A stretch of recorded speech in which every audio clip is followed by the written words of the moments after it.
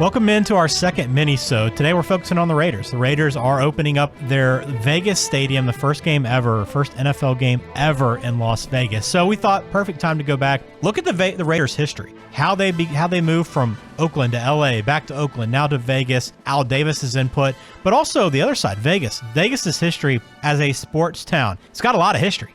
A lot of it's college and maybe semi-professional, but they do have some professional teams there, and now they add the NFL. We'll look back through their professional football and everything they've had come through that town over the years. So glad to have you again. You can find everything on distantreplaypodcast.com, Twitter, Instagram, and YouTube. These are shorter episodes, so let's jump right into it, Mike. Let's talk about the Raiders. They open up with the Saints, but to get to this point, to where they are in Vegas, it's an incredible journey, and it all started in 1960 when they began in Oakland as a member of the AFL.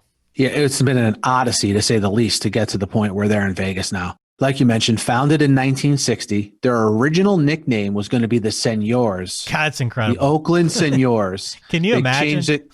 Yeah, I know. They changed it quickly thereafter. Now, I'm just imagining what the Raiders, those guys who wear the face paint and the shoulder pads, what they would be dressed in if the team was the Senors, They'd be canceled today, Mike. There's no question. They would for sure be canceled. So you have the team founded in 1960.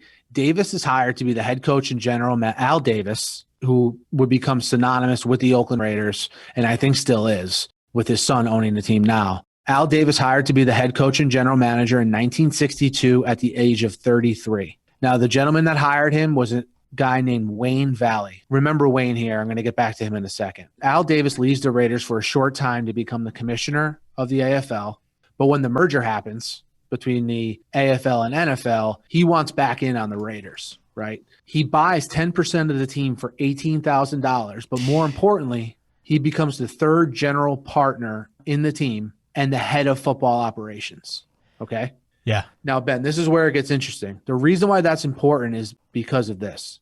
In 1972, Wayne Valley, who, remember, made Davis the GM and head coach at a young age of 33 and let him buy in on the team.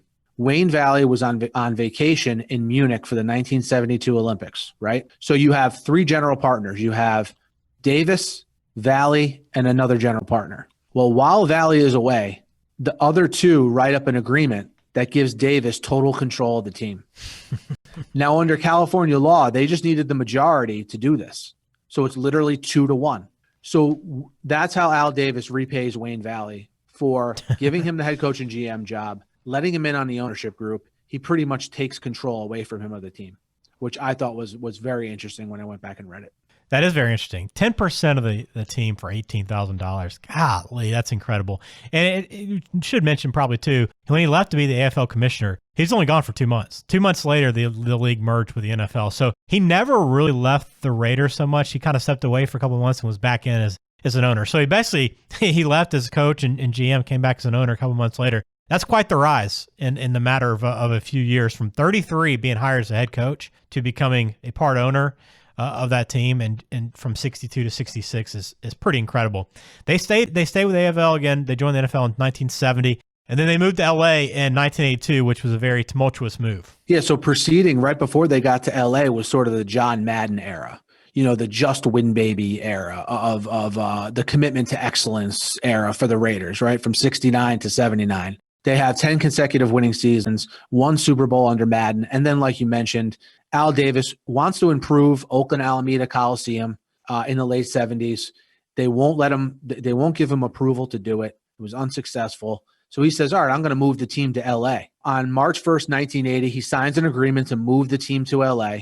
Now it's time for the NFL owners to vote on it, and they vote 22-0, a no vote for them to move to Los Angeles. So the move as of this point is the league is not on board with it. And this really starts the animosity that you probably know about today between Al Davis and the NFL.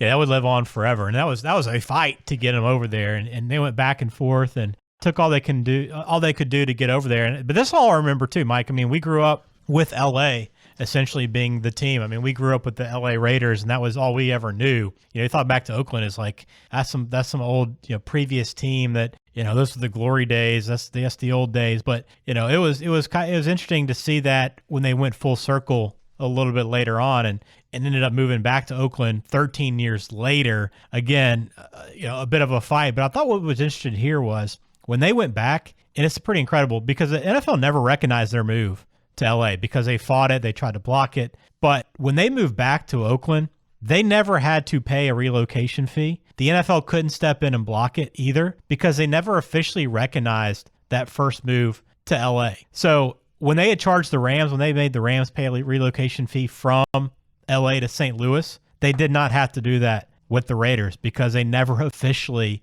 recognized that move, which I don't even know how that even is. I mean, what becomes official? They have to put it in some kind of, written ledger and inside the NFL's front office. I don't even know what that means, but the fact that they weren't able to do that, Davis just comes out of this thing looking like a genius. Yeah, I'm sure what you just outlined didn't help him mend any fences with the office. I mean, one other thing you mentioned the Raiders being in LA, and that's what we grew up with. And we also grew up with the Raiders always being at odds with the league. I mean, this has been a tale as old as time if you're our age. You know what I mean? Where that's what you're used to, the Raiders kind of being the renegade franchise in the NFL. You think of the Raiders playing in Los Angeles in the Coliseum. And then when they moved back to Oakland in 1995, which this time, like you mentioned, the move is approved by the league. He gets Oakland, the city of Oakland, to increase the capacity of the Oakland Alameda Coliseum by 20,000 seats. So he begins to get a little bit of what he wants in terms of an improved stadium when they moved back to Oakland in 1995. But what always stuck out to me was they went from like a Coliseum, right? They went from a Coliseum to a Coliseum, but the Coliseum in Oakland, to me, was always just like I know the Raiders fans love it, but always seemed like a substandard stadium. And I think that was always Al Davis's gripe with being in Oakland. Yeah, I think that's true. I think that's fair. I don't think anybody thought that thing was a marvel of engineering, but especially what we see now. But yeah, I mean, to your point with LA becoming the renegade franchise, and they became like a pop culture, phenomenon, especially, in the music industry with the rise of hip hop in the 90s, 80s and 90s. I mean, you saw the Raiders become, that logo was just kind of embraced across pop culture, and you saw them quite a bit.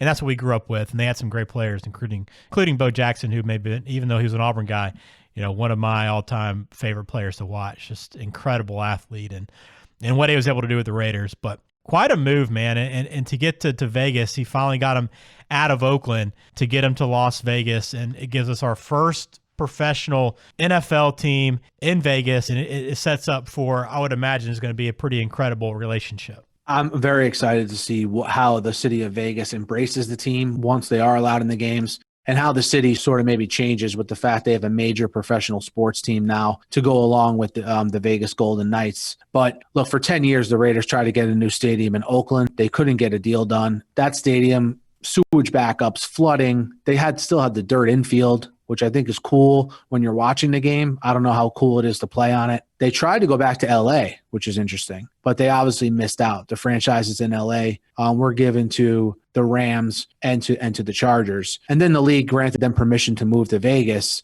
City of Oakland tries to sue them to keep them in Oakland, but the team won. And now they're going to move to Las Vegas into this new Allegiant Stadium, which looks like an awesome place. And it's going to be just an awesome place to go see any kind of event. Yeah, and it coincides with the rise of sports betting. I mean, obviously, it's been legal in Las Vegas for a while, but now that most of the country is embracing it, the leagues have embraced it now. They've partnered up with many casinos, sports betting platforms, and the like, and now that opportunity is there to make a lot of money off of Las Vegas. And it's going to become a very popular travel destination for fans wanting to go watch their team. If they play in Vegas, hey, let's go watch them and make a trip out of it. But I want to go back through quickly, Mike, before we wrap up this mini-sode, some history of Las Vegas and their professional teams, because we know they have the Vegas Knights now. They added the NHL there, a handful of years back. But they've gone through a number of different teams, and they currently have. I mean, they have a hockey team. They've got a women's basketball team, WNBA, Las Vegas Aces. They got a number of minor league teams there. UNLV's there. Obviously, they've had some great moments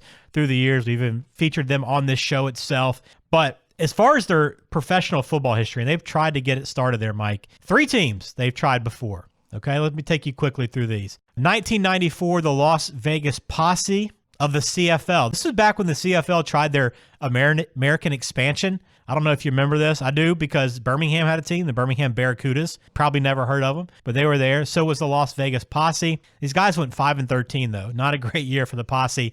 Their head coach was Ron Meyer, who previously coached with SMU, coached the Patriots, and coached the Colts. So a pretty big name there as well. 2001, the original XFL, the Las Vegas Outlaws, obviously lasted just 1 year. Team went 4-6. Head coach Jim Kreiner. Do you remember their most famous player, Mike? Oh, that's He Hate Me. It is Rod Smart. He Hate Me. Rod Smart. The jersey on the back, the name on the back. And he also became the first XFL player to appear in a Super Bowl, Mike. He did so Super Bowl 38 with the Panthers. And then finally, 2009 through 2013, their most recent attempt at pro football, it was the United Football League, the UFL, Las Vegas Locomotives. I don't even remember this team, even though they were fairly recent. But they went 18-7 over 4 years. They played a ton of games. Won the first 2 UFL championships. And Mike, do you remember who their head coach was? I do not. Jim Fossil. Oh, there you go. He's putting his chips in the middle. How about that? Yeah, I'm more shocked that the UFL lasted from 2009 to 2012. 13. Yeah, don't short them. Oh, 13. Sorry about that. And they won 2 titles. I mean. Yeah, pretty crazy. But yeah, so Vegas was the largest city forever without a major league sports team prior to the Golden Knights coming there. A lot of it had to do with sports betting. Nobody wanted to kind of dip their toe in that water. It was frowned upon. But did you also know that the Utah Jazz played 11 home games in the 83-84 season at the Thomas and Mack Center? That's a great venue, Thomas and Mack. I did not know that they played there. Yeah. But UNLV, look, UNLV fit the need for their quote unquote professional sports team for quite a long time. And that's where UNLV men's basketball plays also. Yeah, no doubt. So been a long, long history in LA, and a lot of teams they've tried through the years, Arena League, different soccer leagues, all kinds of leagues. I mean, there's a list of them that goes on and on and on, and it is what it is. But now they have the Vegas Raiders, a team that opens up their first game in the beautiful Allegiant Stadium against the Saints, and a team that should be pretty good. Have a lot of good pieces, so the future does look bright. But I'm looking forward to seeing what this Raiders franchise does. And I imagine, Mike, they settle into Las Vegas for quite a while. Oh, yeah, especially since the money they're committing to build that stadium. And just overall, you know, with sports gambling becoming more popular nationwide, I think that's going to enhance Vegas. I know some people think, well, the sports betting will be more spread out. I tend to think it'll just become more popular as a whole. We'll attract people to Vegas to go see a Raiders game, a Las Vegas Golden Knights game. And look, while I feel really, really bad for the fans of Oakland, right? They've gotten that team taken away from them twice now. I'm really, really intrigued to see what happens in Las Vegas. Yeah, same here. Should be a lot of fun, and hopefully I'll be able to catch a game there at some point, especially when fans come back. But this mini-sode is complete. We will continue to roll these things out. More topical, what's going on, but we try to put a historical look on each of these items. And today we look at the Raiders and their beginning in Vegas. So thanks for joining us here on the Instant Replay podcast. Catch us online on Twitter, Instagram, YouTube, and make sure you hit subscribe.